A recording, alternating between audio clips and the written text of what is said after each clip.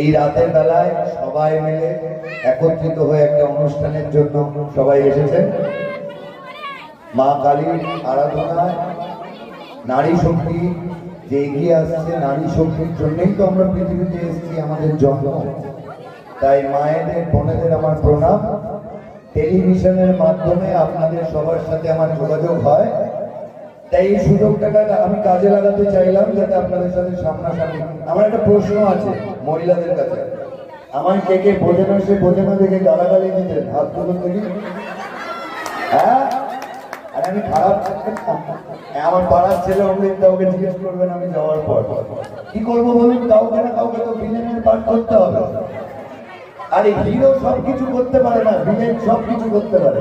গালাগালি দেবেন না কিন্তু, ভালো ছেলে আশীর্বাদ করুন, আমাদের আশীর্বাদের ভীষণ প্রয়োজন। আচ্ছা, আমি চলে যাব। এর আগে